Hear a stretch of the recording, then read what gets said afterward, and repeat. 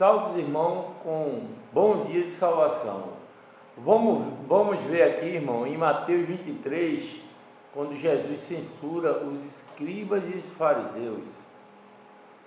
Mateus 23. Então falou Jesus às multidões e aos seus discípulos: Na cadeira de Moisés se assentaram os escribas e os fariseus. Fazei e guardai, pois, tudo quanto eles vos disserem, porém não os imiteis nas suas obras, porque dizem e não fazem. Atam fardos pesados e difíceis de carregar, e os põem sobre os ombros dos homens.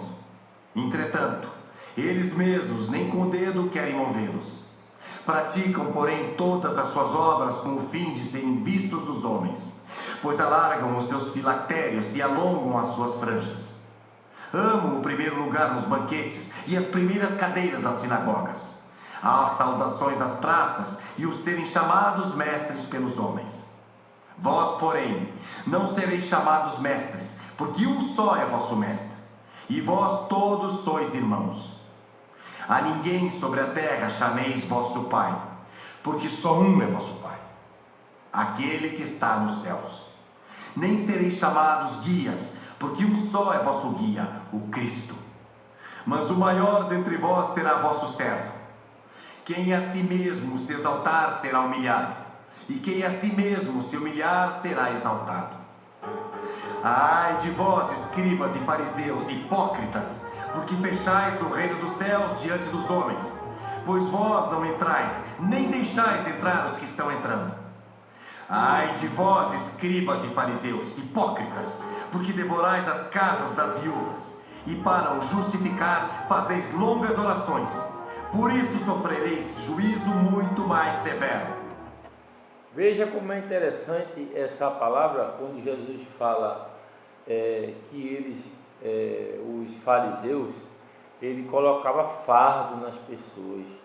Ele falava da palavra e não vivia, tá entendendo? Eles viviam como um ator, colocando fardo e outra coisa, e no meio deles só tinha doutores, tá entendendo? No meio deles só tinha doutores, pessoas instruídas, pessoas cheias de anel no dedo, né? E essas pessoas, elas viviam numa religiosidade muito grande, entendeu? Isso eram os fariseus, né? Eles tinham uma roupa de crente, quer dizer, ele tinha aquela roupa alva, de linho, santíssima, mas por fora ele demonstrava aquela santidade, mas por dentro eles eram sepulcros caiados. Por fora ele era belo. Era feito, a gente vê hoje as igrejas que têm as suas doutrinas, de o pastor tá de paletó de gravata, se ele não tiver de paletó e gravata, ele é disciplinado. A mesma coisa que a gente vê nos fariseus, a gente vê hoje no meio do povo, na Assembleia de Deus. É a mesma coisa, não tem nada, não tem diferente nada. Ele bota fardo nas costas dos irmãozinhos. Os irmãozinhos às vezes... Não, o engraçado é que os irmãozinhos são dizimistas, mas só que Deus não consegue, eu acho que, abençoar a vida dessas pessoas, porque eles vivem uma vida desgraçada, tá entendendo? É igual esses fariseus, que eles oprimiam o povo está sendo oprimido por esses fariseus. Então, é cheio de doutrina de homem, divisões, feito está lá no livro de Judas, divisões sensuais que não tem o espírito, como eu vi ali o capa preta na Assembleia de Deus de Recife, a pombagira das almas perdidas, doutrinando os irmãos com doutrinas de homem, e todo mundo balançando a cabeça, concordando com aquilo que o espírito da pombagira das almas perdidas estava falando, junto com capa preta, doutrinando os irmãos, e eles tudo de paletó e gravata, viu? Tudo bem organizado, você tá vendo? Da maneira como o espírito quer, né? Se o espírito determina daquela maneira, eles têm que obedecer. É triste, né? E colocando fardo, porque uma das religiões que mais ganha alma é a Assembleia de Deus, e é a que mais perde as almas, porque eles não sabem cuidar das pessoas. As palavras deles são vazias, é só de mandar, é querer um tomar o cargo do outro, querer subir, um derrubar o outro. A gente vê aí as divisões, as viradas de mesa na CGADB, a CGADB agora tem a CADB, quer dizer, o pastor José Wellington não está mais junto já com Samuel Câmara, porque tinha dois. Na Assembleia de Deus de Belém era Samuel Câmara, em Belenzinho, São Paulo, era o pastor José Wellington. Aí o que acontece? Em São Paulo, Daniel Berg tomava conta. Em Belém do Pará, era Gunnar Winger. Agora era o pastor José Wellington e o pastor Samuel Câmara. E eles se dividiram. Agora é o que? CADB e CGADB. Quer dizer, houve uma divisão no meio do povo de Deus. Mas por que houve essa divisão? Por causa das doutrinas de homem, que ele está vivendo a mesma situação que os fariseus viveram aqui em Mateus 23. E ele está vivendo apostasia. Apostasia é o descrédito da palavra de Deus. Eles estão perseguindo a igreja de Jesus. Porque quando acontece milagres, cura, eles enganam o povo dizendo que aquilo ali é o anticristo, dizendo que é o diabo. Como é que é o diabo? Que o diabo não está na terra ainda, minha gente. Como é que é o diabo que está curando? Que o diabo não está na terra ainda, irmão. Não aconteceu o arrebatamento da igreja ainda. E eles enganam vocês, dizendo que é o inimigo que está curando, não sei o quê. Você está entendendo? Eles estão enganando vocês. É terrível. É o pior tipo de gente, porque bota cargo nas costas das pessoas. Vamos ver o resto da leitura. Ai de vós, escribas e fariseus hipócritas, porque rodeais o mar e a terra para fazer um prosélyto. E uma vez feito, o tornais filho do inferno 2 vezes mais do que vós. Veja o que Jesus fala. Ai de vós, escribas e fariseus, hipócrita, que ele pegava, veja, ele fazia um prosélito, que é um obreiro, mas depois de feito, ele colocava com uma pessoa na escola dominical ali, e passava 10 anos ensinando a pessoa sobre a palavra, mas aquela pessoa tinha ali, recebia um espírito da camassúria, da pombagira, das almas perdidas. Aí ele preparava, aquele espírito preparava ele para tirar as pessoas do caminho de Deus. E Jesus fala, depois dele feito, aquele obreiro, depois de feito, tornava filho do inferno 2 vezes mais do que ele. Quer dizer, que aquele que ele estava ensinando era pior do que ele. Que essa geração agora que a gente está vendo aí, de fariseu, essa geração é pior do que a anterior, que passaram, está entendendo? Porque essa é pior, essa geração. Ele fazia o prosélito e depois de feito, tornava filho do inferno 2 vezes mais do que ele. Isso é o que está acontecendo nessa geração de fariseu, está entendendo? Essa geração de homens ímpios, que vivem impiamente. Ai de vós, guias cegos, que dizeis: quem jurar pelo santuário, isso é nada. Mas se alguém jurar pelo ouro do santuário, fica obrigado pelo que jurou. Insensatos e cegos, pois qual é maior, o ouro ou o santuário que santifica o ouro? E dizeis: quem jurar pelo altar, isso é nada. Quem, porém, jurar pela oferta que está sobre o altar, fica obrigado pelo que jurou. Veja que eles davam mais valor ao ouro do que o altar que santifica o ouro.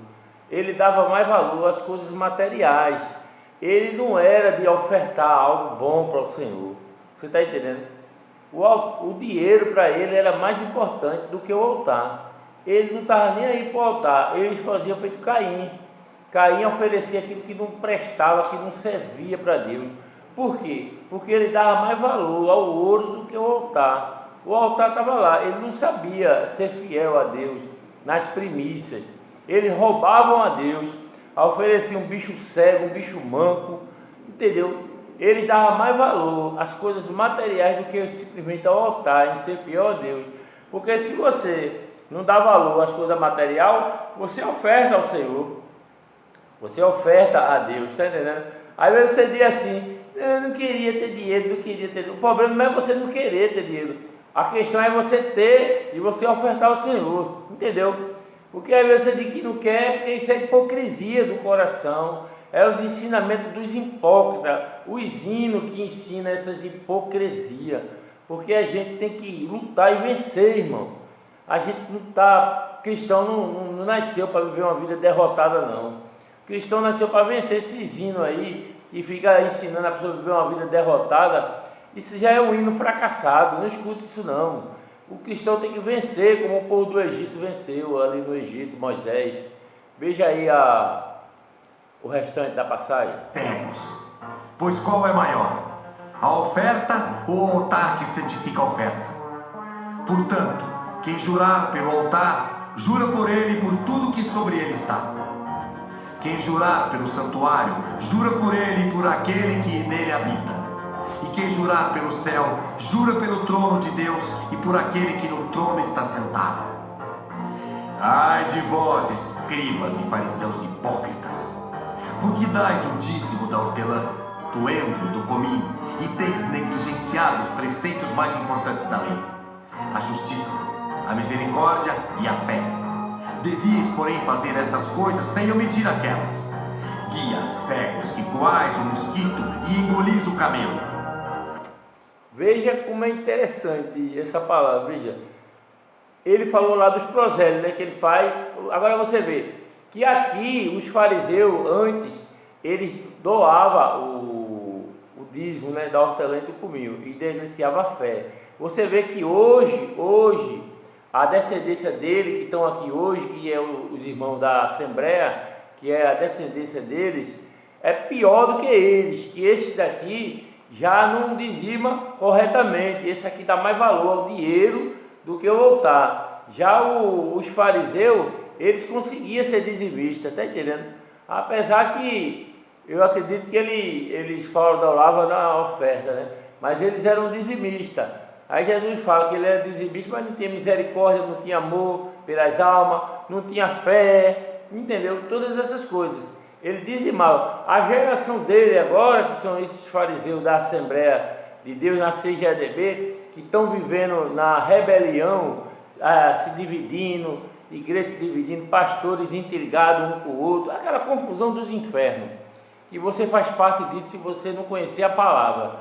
Você veja como é interessante, né? Isso é a geração deles, está entendendo? A geração deles, que eles aprenderam com esses fariseus, não sei como. Mas bora ver a leitura. De vós, escribas e fariseus hipócritas, porque limpais o exterior do copo e do prato, mas estes por dentro estão cheios de rapina e intemperança. Veja quando ele fala limpar o interior do copo, quer dizer, a roupa, ele bota uma roupa bonita, aí limpou o interior do copo, todo mundo está vendo aquela roupa santíssima, aí gravata bem limpinha, aí, mas Jesus diz, e por fora, mas por dentro está sujo, está podre, por dentro é o sepulcro caiado, por fora parece belo, bonito para as pessoas, mas por dentro está podre. Fariseu cego, limpa primeiro o interior do copo, para que também o seu exterior fique limpo. Ai de vós, escribas e fariseus hipócritas, porque sois semelhantes aos sepulcros caiados, que por fora se mostram belos, mas interiormente estão cheios de ossos de mortos e de toda imundícia. Assim também vós, exteriormente pareceis justos aos homens, mas por dentro estáis cheios de hipocrisia e de iniquidade. Ai de vós, escribas e fariseus hipócritas, porque edificais os sepulcros dos profetas, adornais os túmulos dos justos e dizeis: se tivéssemos vivido nos dias de nossos pais, não teríamos sido seus cúmplices do sangue dos profetas. Assim contra vós mesmos testificais que sois filhos dos que mataram os profetas. Enchei vós, pois a medidas de vossos pais, serpentes, raça de víboras. Veja que Jesus fala para eles. Eles estão fazendo a mesma coisa agora, perseguindo a igreja e os pastores que fazem milagre em nome de Jesus. É forte essa palavra. Fiquem na paz em nome de Jesus.